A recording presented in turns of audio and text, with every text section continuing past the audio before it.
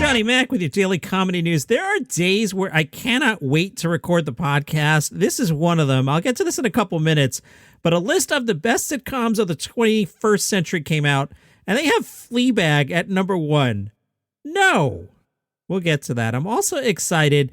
I'm going to record Saturday's podcast right after this. There's an article in Vanity Fair discussing whether or not Monica Lewinsky jokes are cool or were cool, and the breakdown on that in the article, they actually include the jokes, and they're kind of funny, and I kind of feel bad, but Vanity Fair, you'll see on Saturday, so I'm really excited to be in the studio, but let's start with late night like usual. Trevor Noah looked into Striketober. That's where workers at companies like Kellogg's and John Deere are striking for things like better pensions and getting part of the profits. Trevor referred to jobs as how Americans prove that they deserve health care. With more job openings than ever and more people quitting than ever, workers suddenly find themselves with a lot of leverage, and they're using it to demand things like better pay, more flexible hours, and canceling the annual company Squid Game. And right now, workers from so many different industries are striking, although it's none of the bad industries that you wish would go on strike. Like, have you ever noticed that the people who collect student loans, they never go on strike? Or telemarketers? Come on, you guys, you deserve better pay. Now, going on strike is not a step that workers take lightly. It's a major decision, you know? You risk your jobs, you lose out on pay, you have to protest in front of your workplace, but you can't go in to pee. Yeah, I'm not going to lie. When I heard how brutal those hours were, I was shocked. I was like, what the hell, Kellogg's? You shouldn't be working people to the bone for cereal. We can all eat a pancake once in a while. And it's not just inhumane to treat employees this way. It totally goes against the Kellogg's brand image of cheerful, colorful cartoon mascots. You know, if Kellogg's keeps this up, those games on the back of the box are going to start looking a lot less cheerful. Stephen Colbert is starting a podcast, The Late Show Pod with Stephen Colbert. It's just the audio from The Late Show. Deadline says it will be an audio lift of the linear late night series. It will just be the TV version of Stephen Colbert's The Late Show with the whole visual component significantly stripped down, not completely removed, because there will probably be podcast art with Colbert's face on it, but the face won't move around when he talks like on TV. The Late Show Pod with Stephen Colbert starts on October 25th. Let me count on my figures. That's probably Monday, right? So here's the dilemma for you now. Do you want to hear Stephen Colbert tell Stephen Colbert jokes properly, or do you want to hear my hack version? Download the show Monday and decide for yourself. Did you see the trailer for Being the Ricardos? The Lucy and Desi biopic thing that's coming out? I posted it on the Facebook group, which is Daily Comedy News Podcast, in the groups section of Facebook. It looks really good. Take a look for yourself. Speaking of Facebook, the podcast is available on Facebook now. You have to go into the audio tab.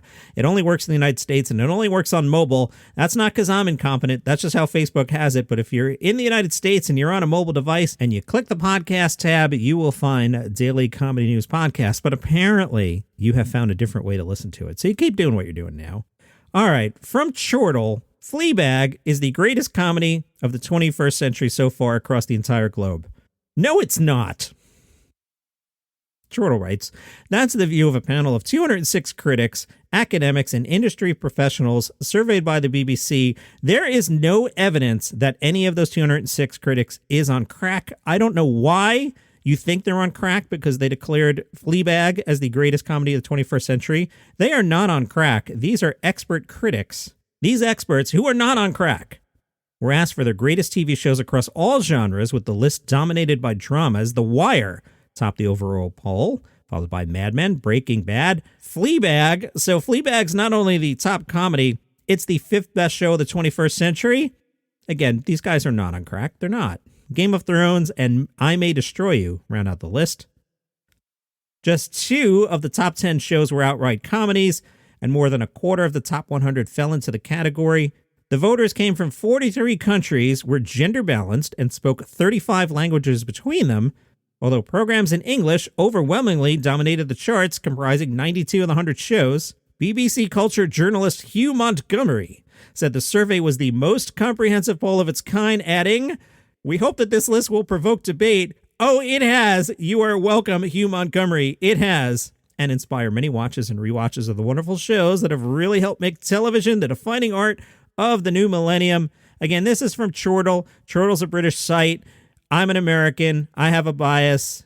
The critics are from 43 countries. Here are the top 20 comedies. I already told you Fleabag is number 1. Let's start at the 20 and go up. Number 20. So remember, this is 21st century. So no Seinfeld, Honeymooners, All in the Family, whatever you want to put on your list. None of that counts. 21st century. Number 20, How I Met Your Mother. All right. Number 19, Rick and Morty. All right. Number 18, The Detectorists. Americans are like, what the heck is that? I looked it up for us. Detectorists is a British television comedy series first broadcast on BBC4 in 2014. The series is set in the fictional small town of Danebury in northern Essex. The plot revolves around the lives, loves, and metal detecting ambitions of Andy and Lance, members of the Danebury Metal Detecting Club. I'll give the critics the benefit of the doubt. I'm going to say Detectorists for sure. 18th best comedy of the 21st century. Big Bang Theory at number 17. I can't watch it. The laugh track is atrocious, but I get that people like it. Fine. Number 16. Inside Number 9. What's that? I looked it up. An anthology show. Themes and tones vary from episode to episode, but all have the elements of comedy and horror or perverse humor, in addition to a plot twist. Okay, fine. Inside Number 9, clearly the 16th best sitcom of the 21st century. I have no problem with that. Number 15 is Community. I'd probably have that higher. 14, Peep Show. You've heard me talk about Peep Show in the past. If you're not watching it, it is on Hulu. You Americans need to get down with that. Great pick. Number 13, the incredibly overrated Schitt's Creek, but critics love it. Sure, why not? Number 12, the U.S. version of The Office. I'll come back to that. Number 11, Arrested Development. Number 10, Girls. Yeah. 10 is Girls. Above The Office and Community and Peep Show. Yeah. No. Number 9, Parks and Rec. You're telling me Parks and Rec is better than The Office? No. Number 8, Veep. Number 7, Curb Your Enthusiasm. Number 6, The Thick of It. That's a British comedy TV series that satirizes the inner workings of British government. I'm sure it's wonderful. Now, here's the top 5. I mean, what are we doing with this top 5? Number 5, 30 Rock. 30 Rock is the most overrated thing. Even Schitt's Creek is like, wow, 30 Rock is overrated. Have you watched 30 Rock? If Alec Baldwin is not carrying an episode, forget it. 30 Rock, there's no way 30 Rock should be number 5. How is 30 Rock ahead of Parks and Rec? And how is 30 Rock, let's see here, 7 spots ahead of The Office US version? No way. Number 4, Atlanta. Nice show, maybe even a great show. Number 4 on a sitcoms list? Yeah. Number 3, BoJack Horseman. Weird pick, but all right, it's funny, I guess. Sure, maybe. Out of The Office, Community, and Peep Show, and some other stuff. Yeah, no.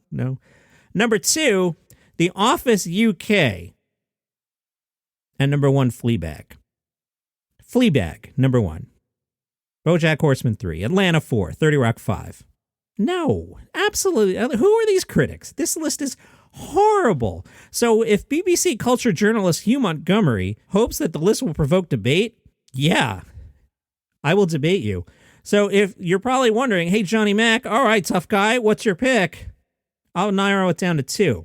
It's either The Office UK, because Ricky Gervais reinvented the television comedy, and we have seen all sorts of single camera shoots and that mock documentary style. That has been the style of comedy in the 21st century. Ricky Gervais says you're welcome. So it's either that or The Office US version, which took Ricky's base and did it longer and arguably funnier. It's one of those. It's not Fleabag. Whew, man, I'm gonna have a lot of leftovers today. I didn't expect my rant to go on as long, but Fleabag, seriously? Hey, you can buy me a coffee. Andrea did that. Andrea bought me a large iced coffee with caramel and milk. Actually, she didn't buy it. I bought it myself this morning at the National Donuts chain, but she paid for it. She wrote, thanks for doing a podcast that makes me smile. Andrea, thank you for smiling at my dopey podcast where I rant about sitcoms. If you enjoy what I do, you can buy me a coffee like Andrea did. You go to buymeacoffee.com/Daily Comedy News. Throw whatever amount you want in the tip jar. Recommended amount is $5. I take your money. I go to the National Donuts chain and I take out the app and I punch in iced coffee. Here, I'll buy one right now. Here, I have to go to my local location.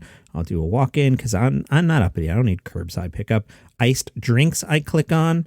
Original blend iced coffee, size large, variety original blend, dairy, milk. Cream's a little much, you know what I mean? Flavor shots, none. Flavor swirls, caramel. I add it to the order. I hop in the car. I listen back to my own podcast because I'm a narcissist. I'm actually checking for quality. And then I get my iced coffee and I come back, and then I come down to the basement. I talk to myself and rant about Fleabag. And then my wife comes down and does the laundry. And then we have the weekly fight of, do you not hear me recording? But I digress. Andrea writes, thanks for doing a podcast that makes me smile. You are welcome. And thank you for going to buymeacoffee.com/dailycomedynews. Gonna have so many leftovers today. Where to start? From the Patriot Ledger, say it with me, your home for comedy news. Dane Cook has postponed 2 Boston shows. He was going to do 2 nights to record his new comedy special. The shows have been canceled. And Dane Cook has rescheduled to just 1 performance on April 23rd, 2022. In a statement, Dane Cook said, Boston, the show and taping means so much, and I want to do it the right way for you all. I've heard you loud and clear, and we're going to be rescheduling this one for down the road when we can have a great show and we can enjoy it together. Being able to see all your laughing faces, many I've known since a kid trying to get any gig I could when I was first starting out and earning my stripes, will make it worth the wait and one to remember. So I'm not sure what he means here by I've heard you. I'm guessing COVID something something. Who knows? Jim Gaffigan on tour. I'm obsessed with Jim this week. So far, the Jim Gaffigan Mafia has not come after me. It is midday on Wednesday. And, I commented in the social media yesterday, was Jim Gaffigan in a slump? I'm waiting for people to get mad at me. I'm waiting for Jim Gaffigan to get mad at me. That'll be fun. Not the worst thing for the podcast if he does. Not why I'm doing it. That's an actual opinion I gave yesterday. But would be the worst thing.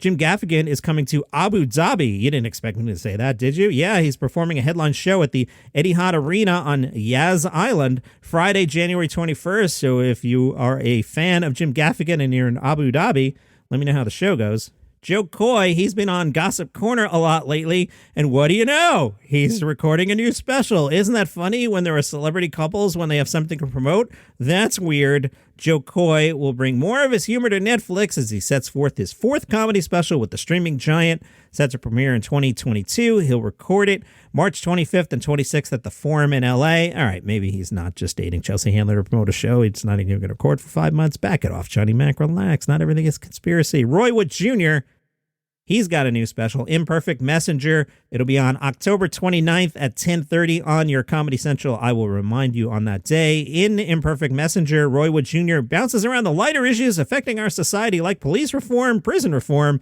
the Capitol riots, Black Brits and civil rights movies, white allies, and of course, Brazilian butt lifts. And the Flyover Comedy Festival is coming back to St. Louis at the Grove, November 11th to the 13th. They took last year off because of there was a pandemic. Did you hear about this? We all had to stay home for like a year. It kind of sucked. Look it up. The comedy festival will be spread out at the Hot Java Bar. Love that name. The Improv Shop, Urban Chestnut Brewery, the Dogwood, and the Handlebar. Performers include Doug Benson and friends, Rachel Feinstein, Mike E. Winfield, Julia Rossi, Kiri Shabazz, the Scissor Brothers, and others. More than 100 performers will take the stage. You can get a 3-day all-access pass for $55. That sounds like a great deal. It's the Flyover Comedy Festival at the Grove in November. And that is your comedy news for today. Follow the show on Google Podcasts, Apple Podcasts, Spotify. Buy me a coffee we talked about. See you tomorrow.